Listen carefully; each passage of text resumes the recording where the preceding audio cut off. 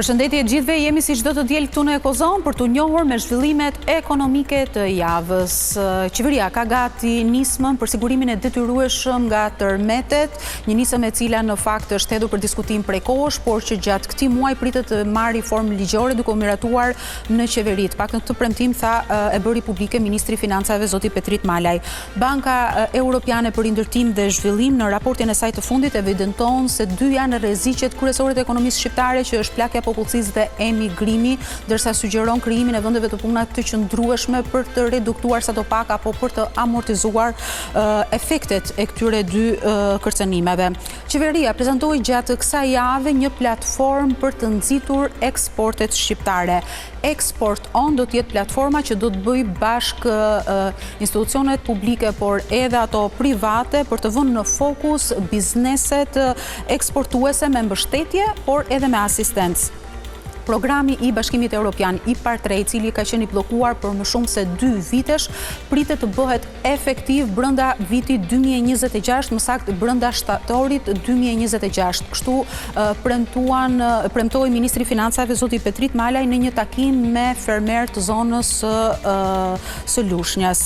Qeveria miratoi gjithashtu gjatë kësaj jave ngritjen e kadastrës fiskale, çka do të thotë se të gjitha pasuritë e shqiptarëve do të grupohen në një platformë me karakteristikat përkatëse, që do të menaxhohen nga bashkitë me qëllimin e vetëm që të aplikohet siç duhet dhe të ofrohet barazi në taksimin e pasurisë së patundshme të shqiptarëve, që do të nisë aplikimin taksa e pasurisë pra në vitin 2028. Ndërkohë në emisionin e sotëm do të ndalemi tek një problematikë në fakt që ka bllokuar aktivitetin ekonomik të qindra bizneseve në vend, pasi në ditët dhe javët e fundit kemi patur një situatë ku sistemet teknologjike që ofrojnë shërbimet publike të qeverisë pra kanë qenë jashtë funksionit. Që nga viti 2022 në fakt, qeveria mori një kthes të fortë për të ofruar gati 90% të shërbimeve publike online me krijimin e platformës e-Albania. Sot që flasim, në shërbimet online që marrin qytetarët dhe bizneset janë gati 1247 të tilla, nga të cilat 417 janë shërbime biznesi dhe 830 janë shërbime për qytetarët. Por gjatë këtij muaji, veçanërisht në 2-3 javët e fundit, biznesi është hasur me një bllokim të procedurave në përditshmërinë e punës së tyre.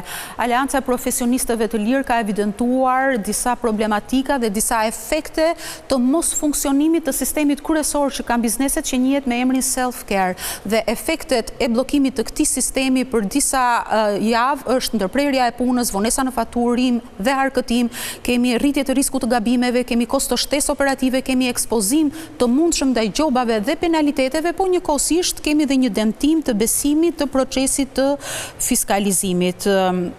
Por edhe pse jemi përballë këtij realiteti, në fakt nuk kemi parë një sqarim apo një informim nga autoritetet lidhur me këtë situatë. Pse jemi në këtë situatë dhe kur do të zgjidhet problemi? Ndërkohë, ndër vite, qeveria ka rritur fondet e buxhetit të shtetit për të përmirësuar pra këto shërbime teknologjike që ofrohen, dhe sipas të dhënave rezulton se në vitin 2025 kemi gati rreth 20 miliard lekë investime që janë hedhur pra për të përmirësuar shërbimet digjitale. Por për sa i përket kësaj situate, a jemi përballë ndonjë gabimi njerëzor, apo kemi ndërtuar sisteme të brishta, apo kemi një dështim teknik?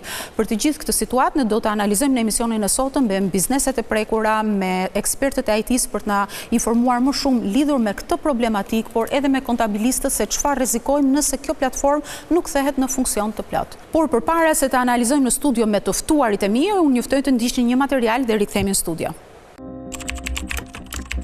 Ky fillim viti duket se nuk ka nisur mbar sa i përket shërbimeve digjitale që ofron qeveria. Prej më shumë se 2 javësh, bizneset kanë hasur vështirësi në punën e tyre, pasi sistemi kryesor self-care nuk punon.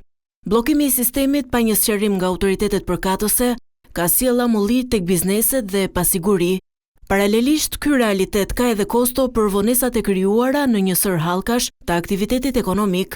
Ajo çka e bën këtë situatë edhe më problematike është mungesa e një sqarimi publik për atë se çfarë ka ndodhur dhe kur do të rregullohet.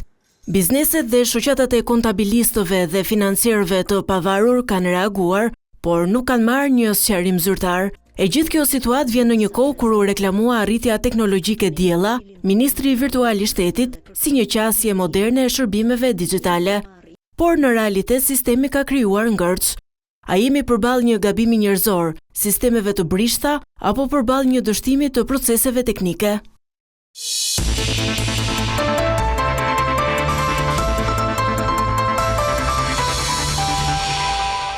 Dhe në këtë pjesë të parë të emisionit, ne do të flasim pikërisht me komunitetin e biznesit për të na treguar historinë e tyre dhe eksperiencën e tyre të gjatë këtyre 2 javëve të fundit të këtij muaji lidhur me bllokimin e shërbimeve digjitale pra që ofron qeveria, dhe kam në studio zotin Ardian Sheu, që është sipërmarrës në fushën teknologjike që i kupton më së miri këto procese apo jo. Përshëndetje, faleminderit që je në Ekozon.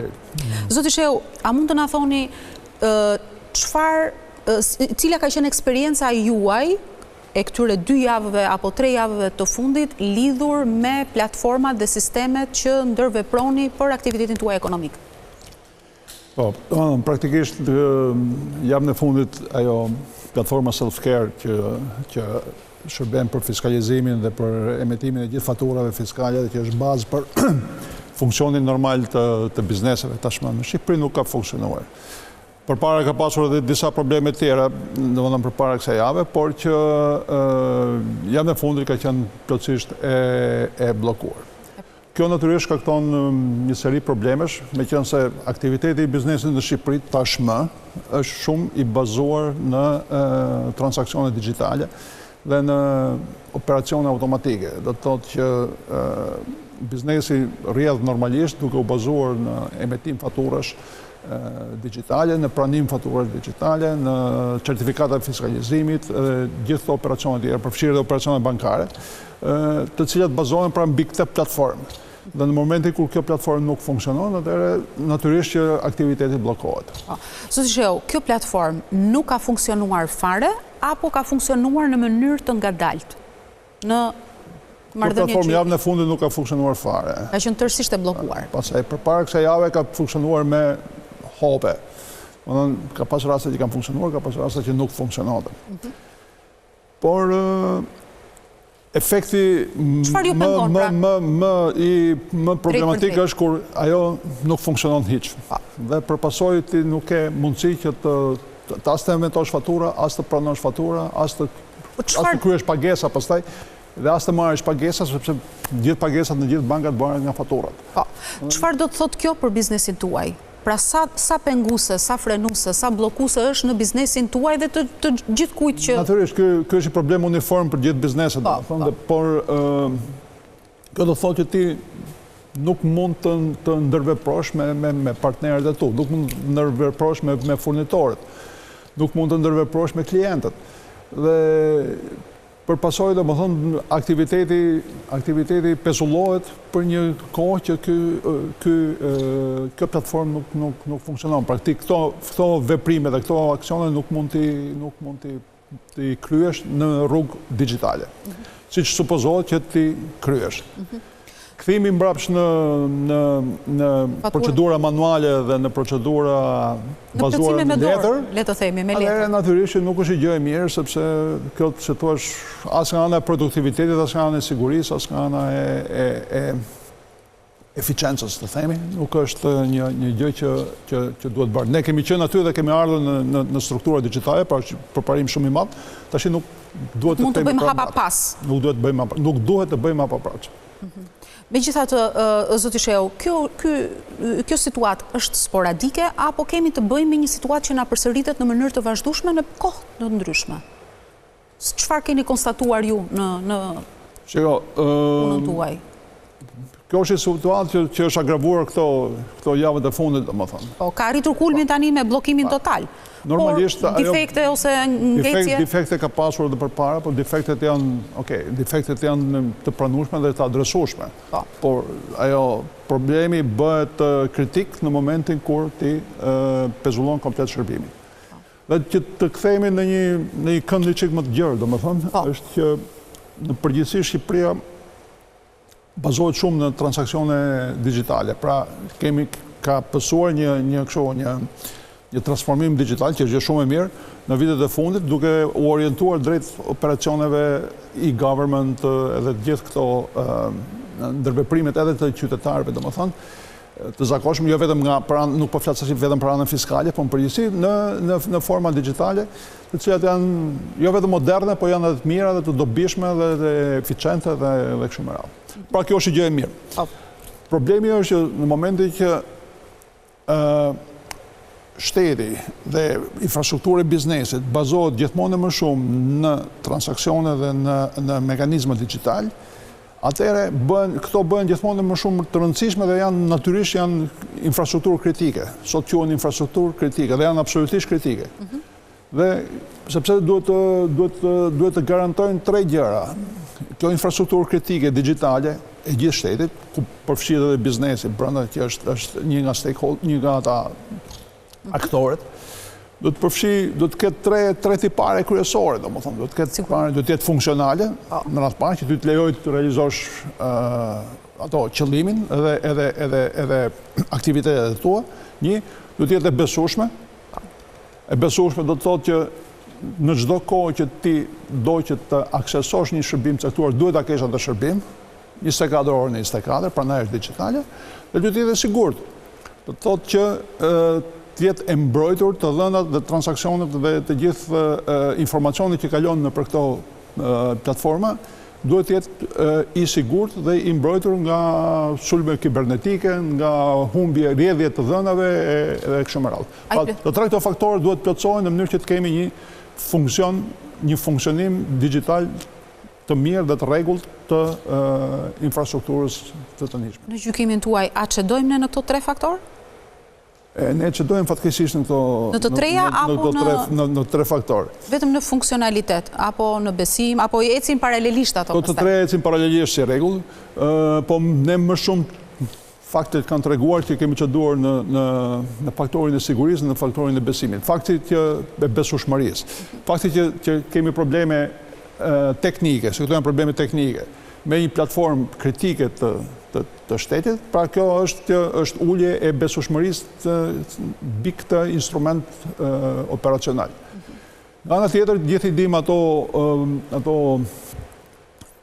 ngjarjet e mëpërparshme që lidhen me sigurinë e informacionit, domethënë në Shqipëri, me hakera, me kështu gjëra të cilat janë kritike dhe janë të rëndësishme dhe janë të jashtëzakonisht të dëmshme, domethënë gjithashtu. Dhe sidomos kur nuk lidhen vetëm me anën financiare ose instrumenta ekonomik, po me të gjithë informacionin e qytetarëve shqiptarë. Në fakt, shërbimet digjitale qeveria i ka konsideruar edhe si një prioritet kombëtar, le të themi. Vitin që lan pas dëgjuam edhe prezantimin e ministres virtuale të shtetit Diella, kemi fondet buxhetore që janë vënë në dispozicion për të përmirësuar pikërisht këto shërbime dhe për të bërë investimet e nevojshme që në vitin 2025 kanë arritur në gati 20 miliard lek. Në fakt, zoti Sheu, kemi ndërtuar sisteme të brishta, apo si kemi kanalizuar siç duhet fondet në procedura dhe në investimet e duhura, apo mund të jenë dhe gabime njerëzore që ndodhin se pas atyre butonave, le të themi, për të teknologjisë, ka gjithmonë njerëz nga pas, domethënë ku është problemi? Mendoj që e para qëllimi për të ngritur këtë infrastrukturë digjitale është qëllimi i mirë. Dhe është një trend modern dhe një trend i dobishëm dhe një tendencë që është në shumë vende të avancuara të botës. Pra, qëllimi është i mirë që të ngresh këtë infrastrukturë dhe të përmirësosh eficiencën. Hapi i dytë është buxhetimi, pra çdo gjë qëllim ka nevojë për buxhet që të realizohet. Dhe unë mendoj që gjithashtu dhe buxheti që ka qenë i disponueshëm në Shqipëri është shumë i mjaftueshëm për të realizuar funksione dhe sistemet që të jenë funksionale, të besueshme dhe të sigurta. Problemi që ndron ke menaxhimi njerëzor, mendoj. Pra mënyra si është menaxhuar procesi i digitalizimit dhe i transformimit digital. Kjo është një faktor, dhe që mënyra si janë realizuar proceset jo vetëm proceset administrative, por edhe proceset teknike që lidhen me këto sisteme. Pra, në radhë të parë, projektimi dhe inxhinierimi i këtyre sistemeve kërkon disa aftësi specifike, domethënë në mënyrë që ato të bëhen të sigurta. Dhe që në arkitekturën e tyre siguria dhe besueshmëria të përfshihet dhe të jetë e pjesë e arkitekturës së këtyre sistemeve. Pra ky është një diskutim teknik. Hapi tjetër është që në momentin që e ndërton sistemin, do ta ndërtosh sistemin në mënyrë eficiente, me teknologjinë të avancuar dhe me struktura të cilat evitojnë probleme teknike si këto që po hasim. Këto quhen sisteme që nuk kanë single point of failure. Domethënë që sisteme që në rastin një pjesë e sistemit bën defekt, një pjesë tjetër e sistemit e zëvendëson atë dhe nga pikpamja e përdoruesit ajo nuk vihet re. Pra përdoruesit vazhdojnë të punojnë normalisht. Pra sistemet duhet të jenë redondante. Pra ky prapë është problem arkitektural dhe konceptimit se si bëhen këto. E treta pasaj është që kjo është shumë e rëndësishme, është sistemet dhe ky është i problemi i përgjithshëm në Shqipëri, që tu ndërtohen shumë gjëra dhe bëhen shumë gjëra që në fillim janë të mira, por pastaj nuk mirëmbahen, pra nuk kanë shërbime. Ose shërbimet nuk bëhen në mënyrën e dur. Se dhe mënyra se si bëhen kontratat e shërbimit dhe kërkesat për shërbimet. Prap dalim te faktori njerëzor. Faktori njerëzor, padyshim. Është shkaktari kryesor i gjithë kësaj situate, ose mendoni ju se është? Unë mendoj që faktori njerëzor dhe faktori organizativ është problemi që duhet adresuar. Dhe ajo që të bën më shumë përshtypje është që okej, dakord, edhe nëse ka një defekt, edhe nëse ka një problematik, gjëra që mund të ndodhin janë. Puna është që këtu nuk ka një institucion që të dalë dhe të sqarojë dhe të informojë që kjo problematik do të zgjidhet për një javë, për 5 ditë dhe bizneset mund të jenë të orientuar. Pra ky komunikimi dhe ky dialogu mes institucioneve publike dhe biznesit, ky është edhe problem edhe më i madh. Dialogu është një gjë shumë e nevojshme dhe shumë e dobishme dhe që sjell rezultate si rregull. Megjithatë, informacioni zyrtar flas, jo që ka qarkulluar për këto lloj problemesh është shumë i pakët. Dhe i paqartë. Përpasoj, si thosh, dhe bizneset nuk dinë se si të reagojnë ose nuk dinë se çfarë të presin, domethënë dhe nuk dinë se si të krijojnë pasiguri pra. Krijojnë një pasiguri, eksakt. Dhe që po kjo është gjithashtu, si thosh, lidhet me faktorin njerëzor, sepse është mangësi organizative. Se në momentin që ndodh një gjë, një problem ose një diçka që është evident, domethënë atëre, si thua, të gjitha palët duhet të jenë të sinkronizuara për ta zgjidhur dhe me dëshirën për ta zgjidhur sa më shpejt. Thënë këtë, zoti Sheu, ju jeni të mendimit që situatat të tilla mund të na përsëriten sërish për të gjithë këto arsye që ju përmendet? Po nuk ndryshuan infrastrukturën e... Çfarë sugjeroni ju? Çfarë sugjerohet të bëhet, të përmirësohet? Në çfarë? E para të përmirësohet struktura organizative e Akshit. Me këtë Akshi është lojtari kryesor që merret me këto. Pra struktura dhe diagrama organizative e Akshit duhet të... Që në fakt si institucion tash është edhe është përfshirë nga disa hetime të prokurorisë. Ai është një faktor tjetër shtesë, po që mund të ketë ndikuar ndoshta edhe në këto ngërçe. Ndoshta edhe mund të ketë ndikuar ke njerëzit, individët, nuk e di. Por nga pikpamja strukturale duhet ndryshohet. Nga pikpamja e proceseve administrative që bëjnë brenda duhet të ndryshohen dhe duhet të krijohen protokolle. Si bëhen kontratat e mirëmbajtjes, si bëhen nuk mjafton të bësh copy-paste nga njëra ke tjetra. Por që do të adresohen ato lloj sistemesh, ato lloj procedurash, të cilat prodhojnë rezultate dhe garantojnë pastaj mirë funksionimin e gjithë sistemeve. Përsëris të flasim për sisteme që janë shumë kritike, nuk është se u prish televizori në shtëpi ose nuk po shohim film sot. Zoti Sheu, edhe një pyetje të fundit. A ishim gati për këtë revolucion digjital, le të themi? Apo koha ta imponon, zhvillimet teknologjike ta imponojnë që të shkojmë drejt këtyre shërbimeve, por të shkonim me shërbime funksionale, jo me shërbime që ngecin? Shiko. Unë mendoj që e para punës është koha që ta imponon. Se këto shërbime digjitale dhe ky transformim digital, ky quhet transformim digital, është shumë i nevojshëm dhe i dobishëm. A ishim gatshëm neve? Neve ndoshta nuk ishim 100% gatshëm. të gatshëm me çfarë kuptimi? Në kuptimin e burimeve njerëzore, të legjislacionit dhe të gjitha këtyre me radhë. Por ishte gjë që duhet bërë. Pra, fakti që kjo është bërë është gjë e mirë. Unë nuk jam për opsionin që të bëjmë diçka të vogël që bëm pak. Unë jam për opsionin që të bëjmë diçka shumë të mirë. Por ama, kur do të bësh diçka shumë të mirë, duhet të mendohesh mirë dhe ta bësh ashtu siç duhet. Kur i hyn një procesi të tillë. Përpasoj, mirë është që synohen që objektivat janë të larta, por ato objektivat duhet të arrihen. E përsëris, ana financiare nuk ka munguar. Ana financiare nuk ka munguar, buxhetet nuk kanë munguar për të realizuar objektiva, kanë munguar njerëzit. Dhe këta njerëz duhet të krijohen, duhet të formohen. Nuk është dhe këtu është një element i asaj, a ishim gatshëm apo nuk ishim gatshëm, sepse që njerëzit të formohen duan kohë. Pra që njerëzit të formohen duhet të investosh edhe në universitete, edhe ke politeknik, edhe në krijimin e managerëve, aftësitë menaxhuese të njerëzve, që menaxhojnë proceset edhe në shtet, se kur flasim manaxherë zakonisht i referohemi biznesit privat, po edhe në shtet manaxherë janë dhe manaxherët duhet jenë. Kështu që këto gjëra janë të gjitha të lidhura me njëra tjetrën dhe duhet ndjekur si një të tërë. Pra nuk mund të rregullosh gjë të vogël edhe pa ndryshuar dhe pa shku paralelisht në gjithë faktorët që ndikojnë te ky proces. Pra ne po shohim rezultatin sot, por që ta mitigojmë këtë rezultat, duhet të adresojmë një seri faktorësh që na sjellin te ky rezultat. Unë shpresoj që këto sistemet përmirësohen dhe të kthehen në funksion të plot sa më shpejt dhe të falenderoj që ndave me mua këto opinione. Faleminderit juve. Nderuar miq, ne kemi një shkëputje publicitare dhe do rikthehemi edhe në pjesën e dytë të emisionit për të folur për të njëjtën temë, vetëm pas pak.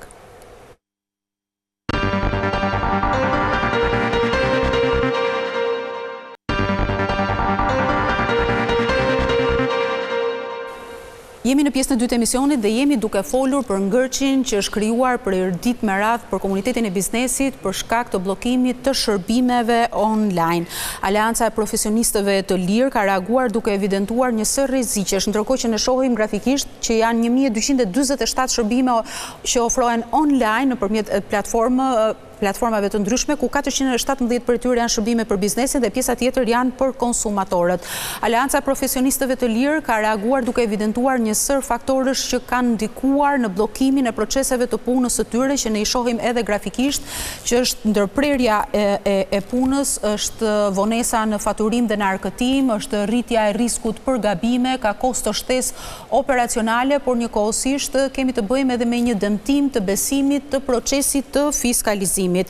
Por ka edhe shoqata siç është ajo e kontabilistëve, të cilët kanë shkuar më tej duke e quajtur këtë bllokim gati funeralin e digitalizimit, pasi ndër vite shohim grafikisht që fondet që ka dhënë buxheti i shtetit për të përmirësuar shërbimet online kanë qenë në rritje. Por pse jemi sot në një situatë të tillë? Kemi ndërtuar sisteme të brishta apo janë gabime njerëzore të cilat mund të ndodhin? Për këtë arsye ne do diskutojmë në këtë pjesë të dytë të emisionit me të ftuarit e mi, që është zoti Jurilt Hoxha, kontabilist, ndërkohë që kam në një lidhje direkte dhe ekspertin IT, zotin Tomi Kallanxhi. Përshëndetje, faleminderit që jeni këtu në Kozom. Faleminderit. Tomi, e nisim së bashku për shkak edhe faktit që nuk je në studio, por je në këtë lidhje direkte. A mund të na thuash, Tomi, ke dieni se çfarë ka ndodhur, se edhe ti në vetvete je një profesionist i lirë, pra që ofron shërbime të tilla dhe që mund të kesh qenë peng, le të themi, apo i bllokuar si pasojë këtyre sistemeve që nuk kanë funksionuar. Ke informacion çfarë ka ndodhur, se ne nuk kemi një konfirmim zyrtar deri më sot nga institucionet se ku është problemi? Tani, praktikisht ne nuk e dim se ku është problemi, sepse asnjëherë autoritetet nuk janë shprehur se kush ka qenë problematika, në ku po bazohemi, me çfarë po merremi etj. Thjesht po thonë që mirëmbajtja ka përfunduar. Kjo do që është një kompani e jashtme që i është ndërprer kontrata dhe ndoshta e kanë ritenderuar një kompani të re. Unë tani jam duke aluduar në këtë pjesë, duke qenë që nuk ka pasur transparencë fare për këtë kontekst, por për opinionin tim, gjitha gjërat që konsiderohen sensitive, për opinionin tim, Akshi duhet të ketë sistem stafe zhvilluese in-house dhe jo të ketë vetëm IT managers. Sepse me IT managers nuk mund të zgjidhen gjërat. sot në qoftë se unë do të bëj një paralelizëm me Estoninë, me qenë se shteti shqiptar ka qef Estoninë ose edhe me shtetet e bashkuara, të gjithë këto institucione kanë zhvillues in-house. Domethënë programues që zhvillojnë platforma e qeverisjes brenda institucioneve. Po. Dhe duke i pasur kompani palë të treta, ne mbetemi peng e një grupimi njerëzish ose një kompanie që sot ai vendos çmimin X, nesër 2X, pas nesër na i çon down e thotë nëse doni të rikthej do paguani 10X për këtë gjë. Kështu që e vetmja zgjidhje për këtë gjë në të ardhmen është që shteti shqiptar të ketë zhvillues dhe software architect brenda në qeverisje. Jemi të varur nga palët e treta, po thoni. Fatkeqësisht jemi të varur nga palët e treta dhe për opinionin tim kjo nuk duhet të jemi të varur nga këtë kompani. A duhet mbaj përgjegjësi njëri për këtë situatë, zoti Kallanxhi? Përgjigjja se si është dhe si është bërë procedura deri më sot, nuk mban asnjë përgjegjësi. Moralisht pastaj patjetër që mbajnë akshi dhe autoritetet që menaxhojnë software-in ka një përgjegjësi prap morale ngelet dhe jo teknike. E vetmja mënyrë për ta zhvilluar këtë gjë, për ta mirëmbajtur këtë gjë, është që ne duhet kemi njerëz in-house, siç është NSA, për shembull National Security Agency që është në SBA, i gjithë stafi që punon që zhvillon software-et për qeverisjen, janë njerëz që janë punonjës në departamentin e shtetit. Ne nuk mund ta lëm një kompani e palë tretë që sot menaxhohet nga X bande Durrësit apo Elbasanit, nesër do menaxhohet nga një bande Shkodrës për të menaxhuar sistemet. Këta punonjës duhet të jenë totalisht të shtetit shqiptar. E kuptoj. Edhe diçka tjetër përpara se ta mbyllim të lidhje me ty, zoti Kallanxhi. Ka ekspertë të cilët thonë se vjen në pikpyetje ose vjen në rrezik edhe të dhënat personale të bizneseve me bllokimin apo me mos funksionimin e sistemeve të tilla. Në fakt, ka vend për një shqetësim të tillë? Vjen tani për çështjen e fiskalizimit. Ne duke qenë që këto institucione dhe nuk kanë bërë asnjëherë transparent mbi gjën, mbi çfarë po ndodh, i konsiderojnë këto tendera sekret ose edhe kur ndodh një problematikë asnjëherë nuk rëndësohen mbi këtë situatë. Ne mund të ngrem hije dyshimi që personat që mund të qëndrojnë brapa këtyre platformave nuk kanë integritetin e dur për të menaxhuar këto platforma. E kuptoj. Zoti Kallanxhi, të falenderoj që ndave me mua këto opinione. Faleminderit ju. Faleminderit. Jurild, vazhdojmë së bashku. Ju, si shoqat kontabilistër dhe si profesionistë të lirë të fushës, keni apeluar disa herë këto kohë të fundit dhe ditët e fundit për të patur një dialog me institucionet dhe për të kuptuar se çfarë ka ndodhur dhe kur mund të përmirësohet situata. Në fakt, çfarë ka rezultuar, çfarë keni hasur ose nga kërkesat që keni bërë, çfarë feedbacku keni marrë, çfarë përgjigjesh keni marrë? Po e nisë nga fundi, nga përgjigja, edhe do bëj një parashtrim shumë të shkurtër se kush është shqetësimi jonë dhe cilët janë këto probleme. Përgjigja e para disa ditëve, institucioneve, ishte që shiko, për momentin kemi disa probleme, po është e thjesht ligjet parashikojnë këto momente dhe ju mund të ktheheni në letër. Unë do bëj një parashtrim se çfarë është sistemi fiskalizimit, shumë shkurt për ta kuptuar dhe njerëzit, edhe ku qëndrojnë shqetësimet tona. Në vitin 2019, qeveria miratoi ligjin për numër 87 për faturën e sistemin e monitorimit të qarkullimit. Janë dashur rreth 2 vite për ta implementuar totalisht këtë ligj. Kjo periudhë tranzitore është përdorur si për zgjidhjen e problemeve teknike që dolën gjatë zbatimit, por mbi të gjitha është përdorur për të edukuar burimet njerëzore dhe bizneset për të përshtatur metodat dhe proceset e punës, sepse le të themi është të kalosh nga letër në digitalizim është një ndryshim i kulturës punës. Pra është dashur shumë punë për të arritur deri këtu. Zbatimin praktik i këtij ligji përbën atë që quhet sistemi i fiskalizimit. Sistemi i fiskalizimit ka 3 komponentë të rëndësishëm. I pari dhe i më rëndësishmi është platforma qendrore e faturave. Bëhet fjalë për platformën që administrohet dhe mirëmbahet nga Akshi dhe me të cilën kemi pasur probleme për të paktën 2 ose 3 javësh. 2 elementet e tjerë të këtij sistemi janë pajisjet hardware dhe programet e faturimit, të cilat janë nën përgjegjësinë e vetë individëve dhe bizneseve. Nëse një nga këto të tre elementet nuk funksionon, sistemi i fiskalizimit praktikisht bëhet i pasbatueshëm. Dy elementë, sikurse përmenda më herët, programet e faturimit dhe pajisjet hardware janë në përgjegjësinë e subjektit edhe e subjekteve dhe ligji parashikon dhe hapat se çfarë ndodh, çfarë kushte duhet plotësojnë kur këto dëmtojnë ose kanë probleme të tjera. Ndërsa platforma, siç thash, administrohet nga akshi dhe është jashtë përgjegjësisë së bizneseve. Aktualisht sistemi i fiskalizimit nuk po funksionon. Për shkak të platformës. Desha të përmend lutem që nuk ka ndodhur në janar thjesht ka ndodhur kolapsi, pra ajo thuajse është fikur, sepse problemet ka nisur të paktën në 6 mujorin e 2 të vitit. Është e rëndësishme sepse pra kemi një problematik të konstatuar më herët, tashti ishte vetëm thjesht u bllokua fare. U bllokua fare. Unë jam dëshmitar sepse shikoja njerëzit gjatë 6 mujorit 2 të vitit që qëndronin, punonjësit e mi, po edhe kolegë që qëndronin para kompjuterit dhe prisnin për të bërë një veprim që duhet 5 minuta, prisnin me orë, sepse shikon edhe platformën që rrotulloi, ngeste, ose ka procese pune që të marrin gjysmore në atë platformë, në fund fare bllokohet dhe ti rikthesh. Kjo periudhë është quajtur nga institucionet që ka qenë në funksion, por për mua as kjo nuk ka qenë në funksion. Nëse përballë kësaj heshtje të autoriteteve, kush është risku më i madh që prodhon një situatë e tillë? Për shembull, deri në 11 shkurt, në mos gaboj, kemi hyrë në muajin shkurt. Deri në 11 keni për detyrë që të raportoni dhe gjithçka çka ka ndodhur në muajin janar. A është kjo një kohë mjaftueshme me këto ngërçe dhe me këto bllokime, është kohë mjaftueshme për të bërë të gjitha këto procedura?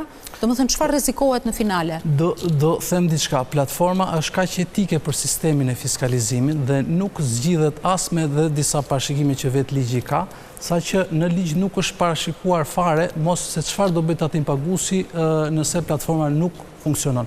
Është parashikuar vetëm nëse ka probleme me internetin, që është përgjegjësia e tij, ndodhet në zona ku nuk mbulohen me internet, ose për momentet saktuara ndërpritet lidhje për probleme teknike, si dhe për pajisjet e hardware. Dhe ka disa kushte, për shembull, nëse nuk ka internet, nuk zbaton atë fiskalizimin, tatim paguesit janë detyruar që t'i demonstrojnë administratës mungesën e këtij interneti, që mund të jetë një njoftim nga kompania që ofron shërbimin. Nëse ka defekte në pajisjet e tij elektronike, brenda 5 ditëve është i detyruar që t'i vejë ato në punë dhe të fillojë zbatimin.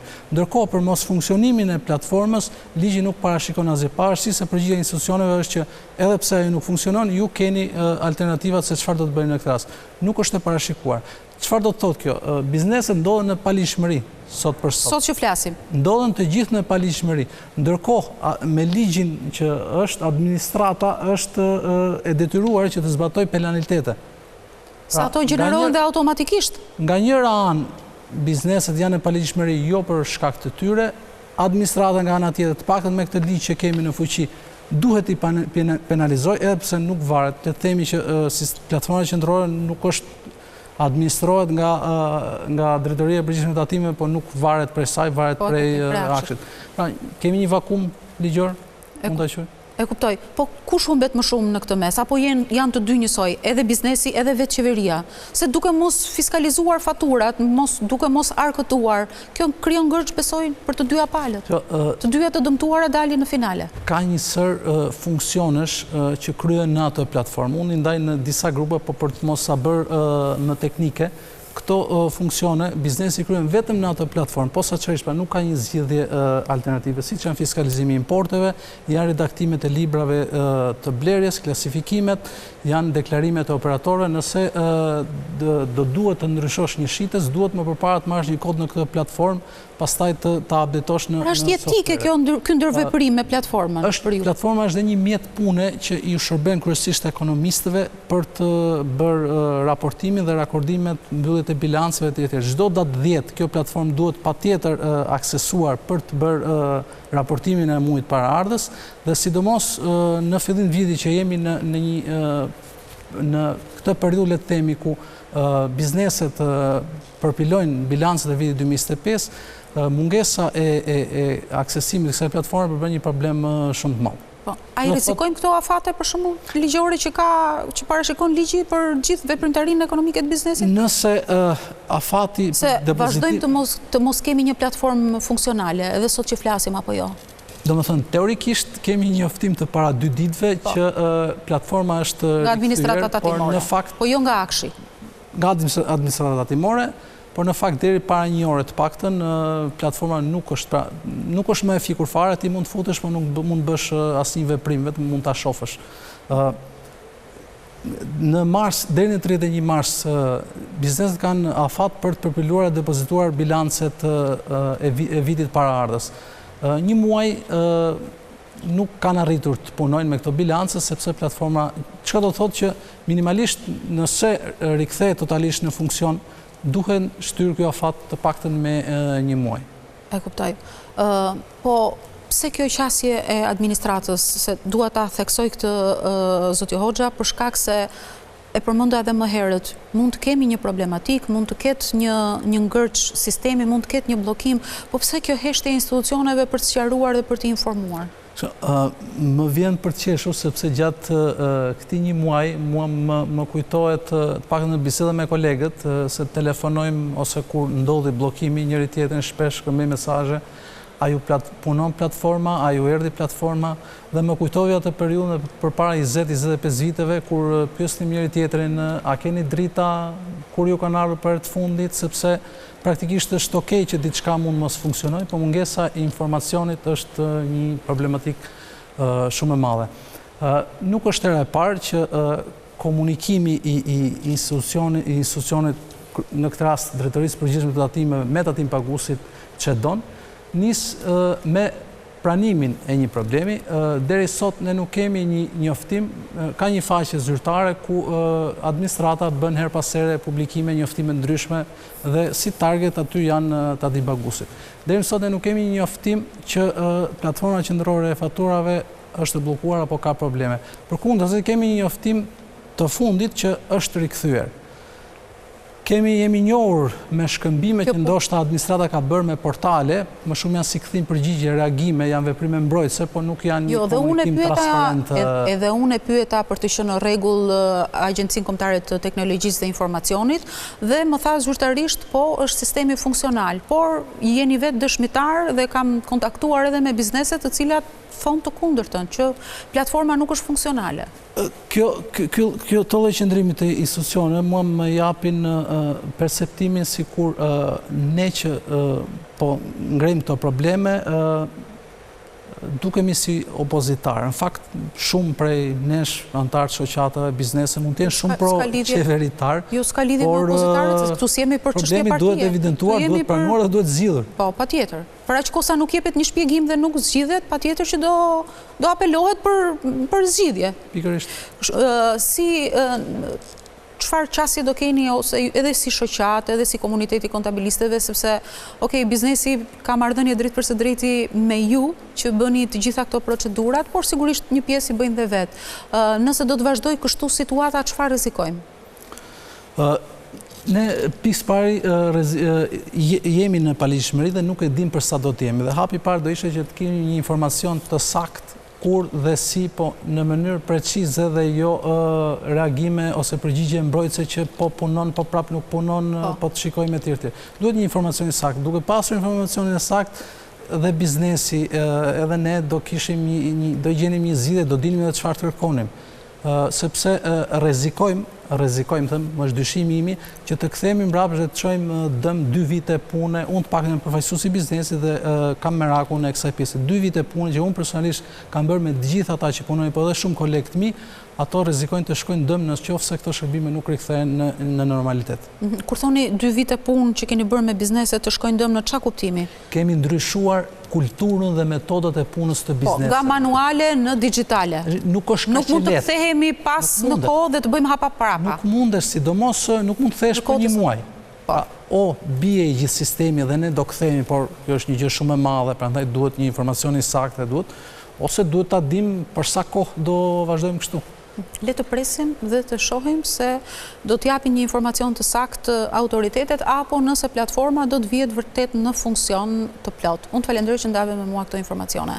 Faleminderit, unë e fundit nuk do doja të presim dhe të shpresojmë që fatura platforma të vihet në funksion. Jo, të presim që të reagojnë dhe autoritetet, të informojnë. Dhe të shpresojmë për një përgjigje transparente dhe një verifikim Mëse të nevojshme. Pikërisht. Shumë faleminderit që isha në Ekozan. Ishte kënaqësi.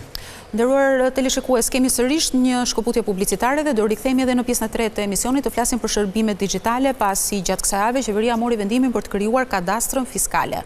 Vetëm pas pak.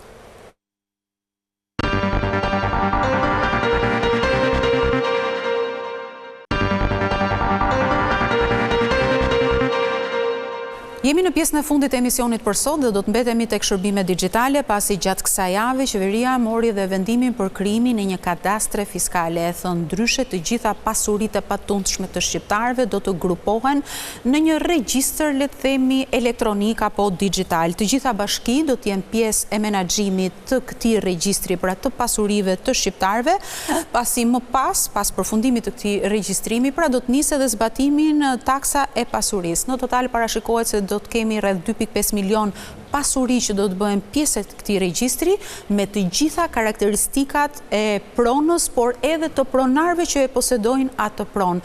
Por si ta kuptojmë më mirë këtë kadastrën fiskale, çfarë efekti do të ketë tek qytetarët dhe çfarë efekti do të ketë në treg për shkak edhe të taksës së pasurisë që do të aplikohet në vitin 2028. Do të analizojmë në këtë pjesë të fundit të emisionit me të ftuarin tim që është një ekspert i çështjeve të pronave, zoti Gjergji Begaj. Përshëndetje, faleminderit që jeni në Ekozon. Përshëndetje dhe faleminderit për ftesën. Gjergji, kemi dëgjuar shumë herë për krijimin e kadastrës fiskale, tashmë kemi realitet, një vendim zyrtar i qeverisë i marrë gjatë kësaj jave. Si ta kuptojmë për gjithë ata që na dëgjojnë në këto momente, çfarë është kadastra fiskale dhe si na ndihmon ne ose çfarë më hyn mua në punë kadastra fiskale? Okej, qartë. Edhe për ju dhe për gjithë teleshikuesit e televizionit tuaj, kadastra fiskale, që unë do të ashtoja dhe kadastra digitale, që e ka dhe këtë shtesë, sepse normalisht do gjithë tani kalon në sistemin digital, po futën në sistem digital, por tashmë që duke parë që mbledhja e taksave të pronave ka qenë problematike në të gjithë bashkitë ose territorin ku shtrihen bashkitë edhe ose qendrat administrative ish komunat, është parë e nevojshme dhe qeveria tani e ka bërë me vendim këtë gjë që të krijohet kadastra fiskale, që çka do të thotë që tashmë çdo pronë, ju përmend një shifër afërsisht 2.5 milion pasuri do të kenë një pasaport, mund ta quajmë digjitale, ku do të jenë të futura të gjitha të dhënat të sakta dhe do të jenë të digitalizuar në sistem digital. Në kohë do të thotë që në moment që stafi bashkisë që merret me mbledhjen e taksave në një zonë caktuar, do të ketë databazin dhe futet në një kohë rekord në hipotekën fiskale në këtë domon, dhe aty do të gjetë të gjitha dhënat e pronave ku aty shnohet emri, rruga, prona, sipërfaqja, emri pronarit, adresa saktë, numër telefoni dhe vlera e pronës. Vlera e pronës. Dhe vlera. Edhe referenca e zonës. Dhe referenca, patjetër. Të gjitha karakteristikat. Sepse deri tash janë bërë lëvizje dhe përpjekje për ta futur ose për të mbledhur taksat. Kjo i ka shërbyer dhe hipotekës sot ASHK-ja për efekt të rivlerësimeve, që është punu nga Ministria e Financave, por nuk ka gjithë zbatim të detajuar, po themi sepse janë bërë me bloqe, por jo në vlerë reale. Tashmë çdo pronë në vendet e caktuar do të ketë çmimin e vet real atje ku ndodhet çmimi fiskal, domethënë që përcaktohet dhe taksa fundore. Pra, për t'ju thënë të gjithë atyre që na dëgjon, kadastra fiskale dhe digjitale që përmbledhet ju, që do të nisë tani një bërtham, një grup. Ky regjistër do të shërbej ka vetëm një qëllim, që nesër askush nga shqiptarët apo qytetarët të mos i shmanget dot taksës së pasurisë.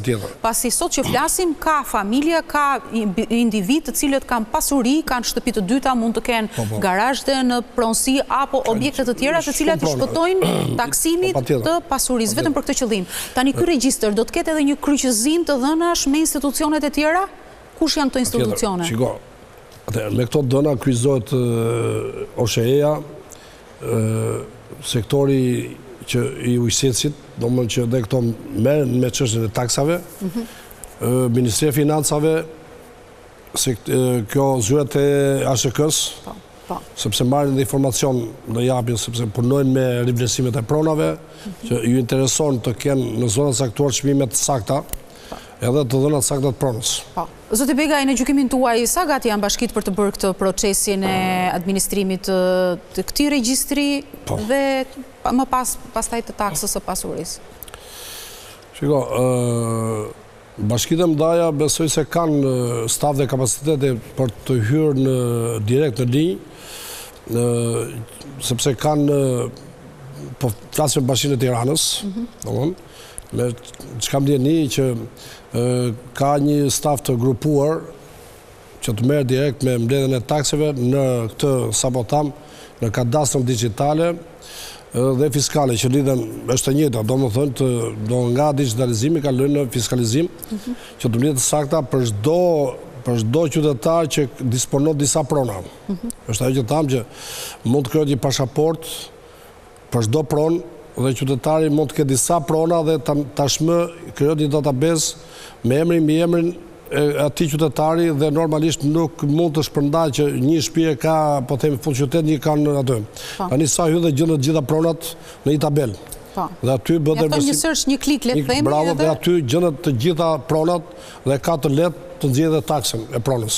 Domthonë specialisti që do të merr. Fakti që në këtë regjistër, le të themi, do të jetë edhe vlera e pronës, edhe çmimi referencë i zonës, është një sinjal ose është një tregues që mund të shmangen çdo keq interpretim për sa i përket vlerës së taksës që do të aplikohet nesër? Po, patjetër, sepse deri tani e vë dhe taksa afrofe të parafërta, domethënë që nuk kam pas të dhënat sakta, domon kartelat ose certifikatat të pronave, katet ku ndodhen në pallatet të caktuara, sepse kemi bërë me njësi, kemi bërë me garazhe, kemi bërë me apartamentet, që çdo këto që kanë titull pronësie do të kenë taksa të ndryshme, domethënë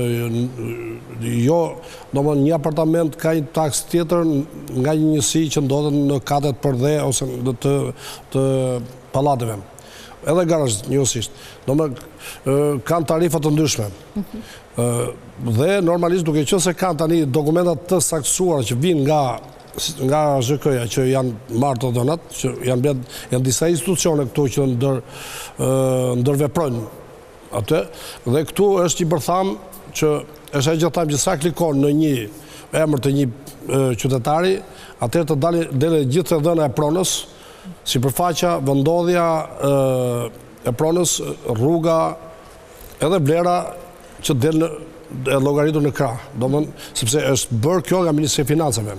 Ky regjistër, Gjergji, po vjen dhe po bëhet në një kohë kur nis edhe rivlerësimi i procesi rivlerësimit. Tani në muajin shkurt, Ministria e Financave tha se do të nxjerrë aktet normative për ta bërë zbatueshëm këtë. Si do ta ndihmojë ky proces para rivlerësimi pikërisht të gjithë këtë panoramë në tregun e pasurive? Patjetër.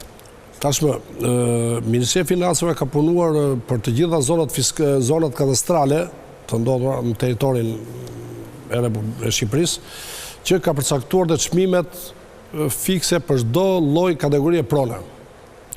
Por, tashmë, rivlerësimi do ta ndihmojë sepse rivlerësimi do të i afrohet në pjesën më të madhe në vlerën reale të pronës. Sepse kemi normalisht që Ministria e Financave ka marrë të parafërt çmimet, por kemi në zonët saktuara që vlera mund të jetë dy fish e vlerës që është përcaktuar nga çmimi fiskal. Tani kjo del në pa, sepse nga gjatë rivlerësimit do të ketë qytetar që të kërkojnë që pronat ta rivlerësojnë në vlerën reale me studiot që merren me këtë rivlerësimin, që bëjnë zyrat përkatëse, dhe normalisht duke gjatë procesit ose në mbarim të procesit, Ministria do të mbledhë të dhënat dhe do të shikoj tani dhe do të bëjë dhe lëvizjet duar në kohë që duhet. Duke marrë këto dhënat që kemi dhe rritje të vlerës pronës së vendit saktuara, do të bëjë dhe parashikime, ndoshta për vitin tjetër. Sepse ka informacion të saktë, sepse pronat i afrojnë tregut imobiliar të shitblerjeve reale në teren. Që kjo evidentohet edhe nga zyrët imobiliare që punojnë me tregun imobiliar, që kanë informacion të detajuar, por dhe nga studiot vlerësuese që merr me vlerësimet e pasurive të patunshme, që bëjnë vlerësime reale të pronës që afrohen. E kuptoj. Nga i gjithë ky proces, jo i rivlerësimit, flasi i kadastrës fiskale, fiton më së shumti vetë shteti, vetë qeveria? Po. Apo vendoset një barazi, le të themi, apo një drejtësi fiskale, pasi ata që i shmangeshin tashmë do të paguajnë, nesër do të paguajnë. Shteti është i pari që fiton dhe normalizon këtë lloj takse, sepse tham deri tani është mbledhur në mënyrë jo reale taksa, ose jo profesionale. Nuk kanë paguar të gjithë pra. Jo, janë shmangur taksës. Tashmë që futet, dhe kjo është një sensus, ose si që është, po them, numërimi popullatës që del një vlerë, një numër i caktuar, plus minus, me diferenca, kjo po bëhet për pronat. E kuptoj. Gjyqi, meqense jemi në fund të kësaj hapësire televizive, meqense presim shumë shpejt të nisë rivlerësimi, çfarë mund të themi qytetarëve për ata që janë të interesuar, se mbase nuk e kuptojnë saktë dhe nuk janë, mendoj se duhet ta bëjnë të gjithë. Jo. Duhet i drejtohemi vetëm atyre kategorive që? Patjetër, qytetarët që kanë për të shitur ose blerë një pronë për të bërë transakcion. Janë të detyruar ose ju intereson të bëjnë rivlerësimin, të afrojnë... Sepse kursejnë para. Patjetër, kursejnë para, nga 15% dhe taksa e kalim pronësisë, do më nga shqitë si ke blerësi, tashmë kalësh për gati 12 muaj është me 5%. Do më që është kjo rivlerësimi. Dhe kështu që fitoj 10% të vlerës që do t'i mbetet. Që në vend që t'ja paguani si detyrim shtetit, do t'i mbetet në xhepin e tyre. Pra vetëm ata që kanë në plan për të bërë një transakcion, për ta shitur. Por dhe ato që ndoshta kanë interes të rrisin vlerën e pronës, pse jo që një ditë caktuar da mund ta bëjnë, domethënë, sepse me çfarë është nga kryeministri që ky do të jetë rivlerësimi i fundit. Kështu kanë thënë gjithmonë edhe gjithmonë ka një fushat. Normalisht ka një fushat. Derisa të gjendet një e mesme. Okej. Gjyqi, unë të falenderoj që ishe me mua sot në Ekozon. Faleminderit dhe juve. Nderuar teleshikues, kjo ishte gjithçka që kishim përgatitur edhe për këtë emision, ne bashkë do shihemi të dielën e ardhshme. Deri atëherë, mirupafshim.